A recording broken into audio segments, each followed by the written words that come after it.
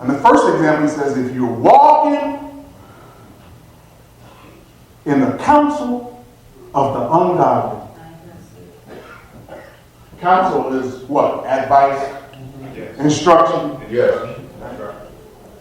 And to be honest, you don't have to have the ungodly there in your presence to give you to walk in his counsel. Right. Listen, we live in a world right now that is ungodly. Yes, all right. But this world is full of information. Yes.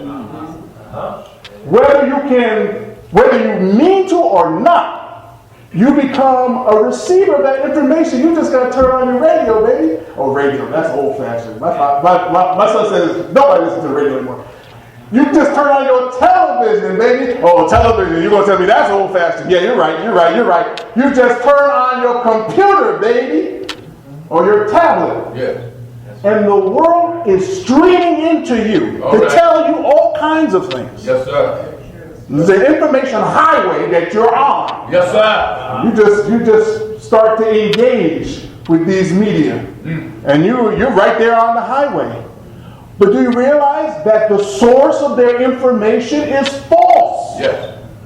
It's untrue. By what standard? By the only standard that matters. God has made a standard. Yes, sir. All right. He's determined what is true. Yes.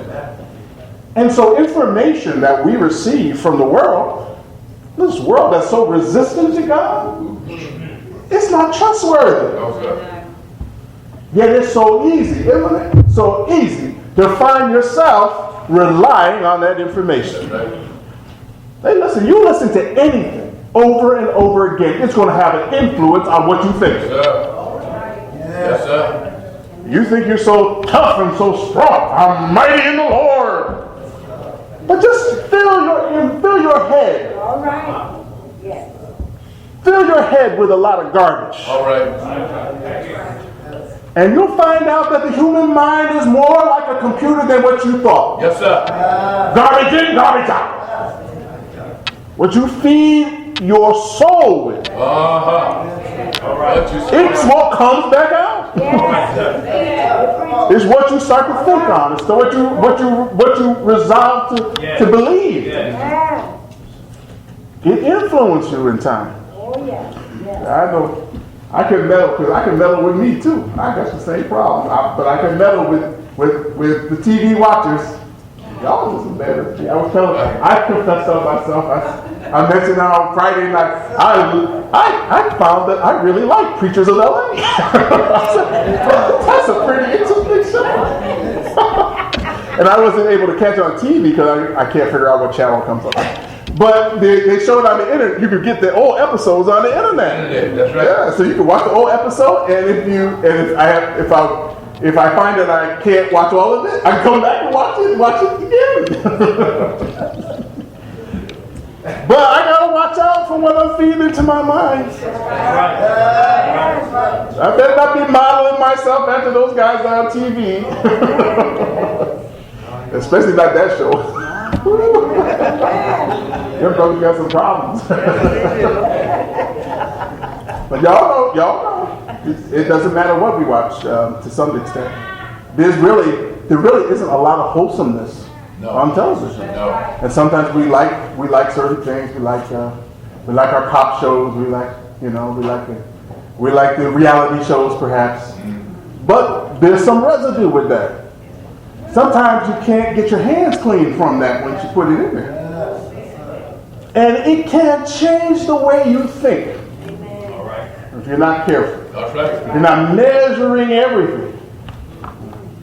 And there's no worse situation than when you really do need advice and counsel. When you really are facing a problem and you don't know quite what to do. But then you turn only to the worldly sources for information. Yes.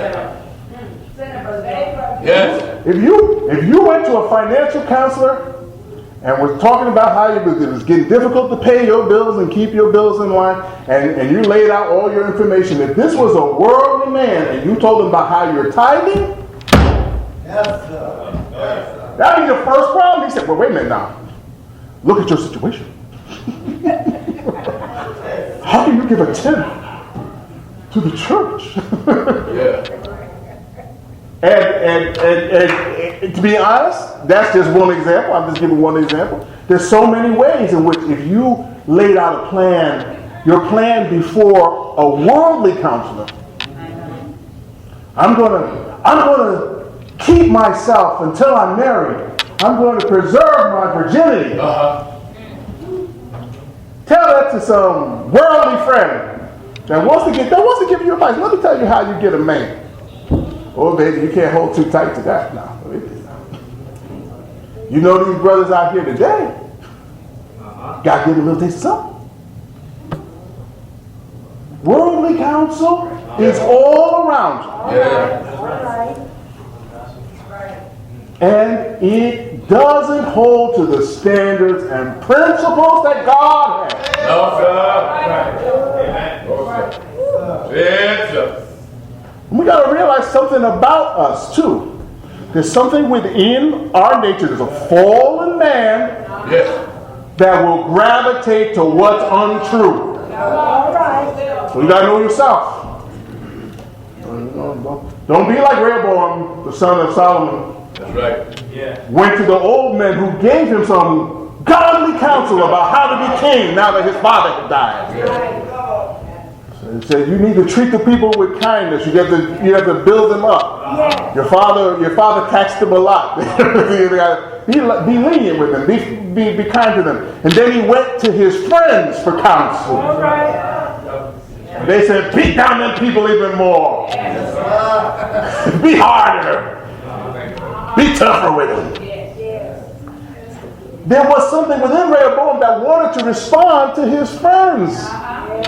There's a fallenness in him that just said, yeah, that's what I want to do. And when right up I am. And when he took their counsel, the people of Israel rebelled against him, and he lost 10 of the tribes. 10 of the tribes said, we have nothing more to do with Judah. Ran up and found themselves their own leader. He lost his blessing. His kingdom was cut by 4/5 because he couldn't listen to the godly counsel. Oh, what you say?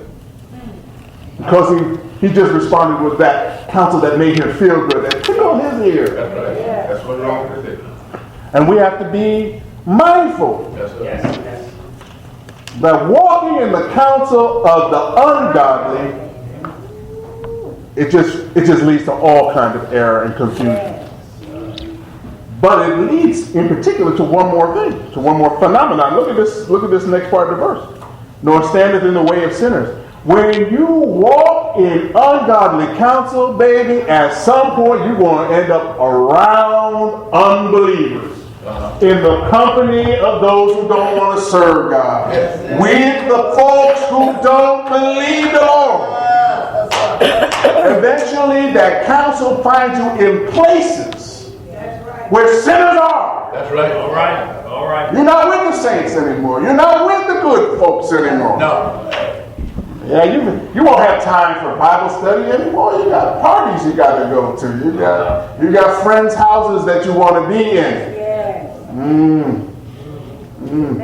Yeah, it's nice. It's nice to visit people, but you got to know the right people to visit. Right. And even with some people, you can visit them, but you got to know how long you can stay. All right.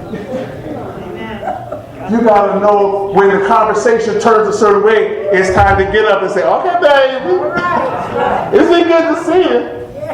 Woo. Sometimes it's good to flee.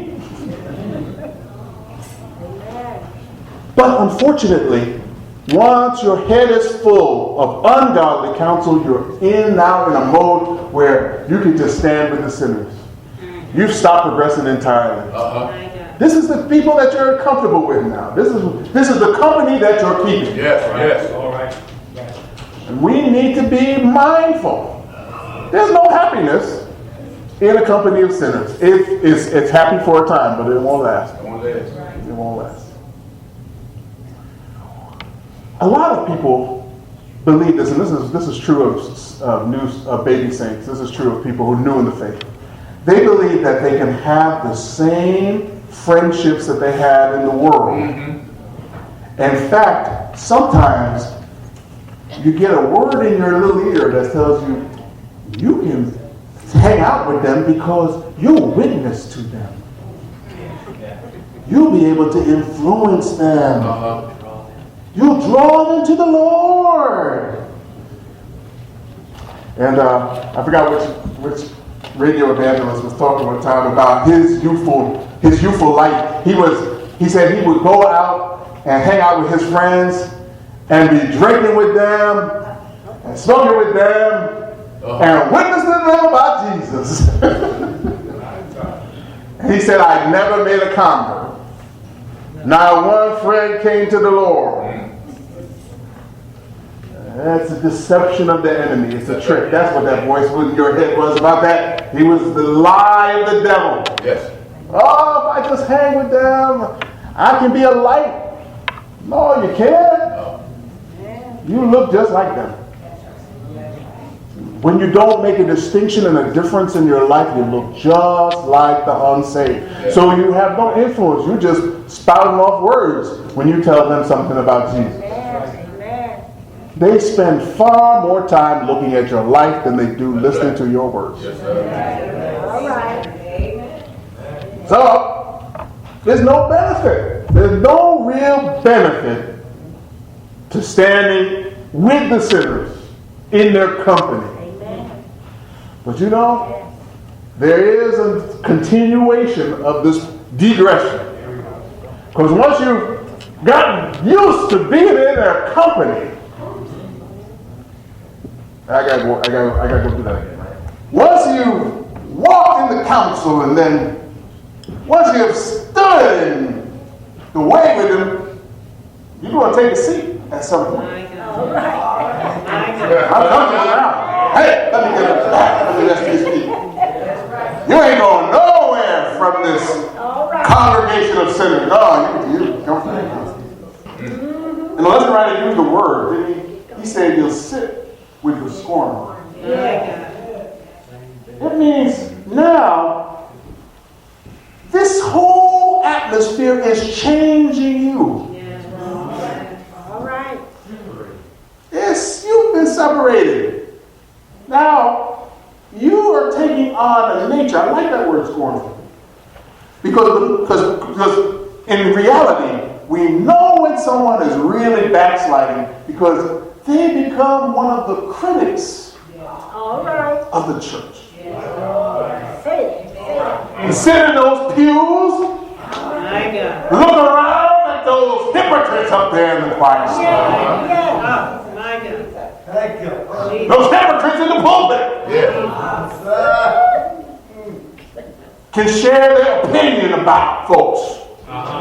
Deacon so-and-so ain't that, you know. Yes, they do, brother. All right. Say that. I was at the store when Sister so-and-so came in and I saw how she behaved. And you're so free with your opinions. Able to drip scorn from your mouth.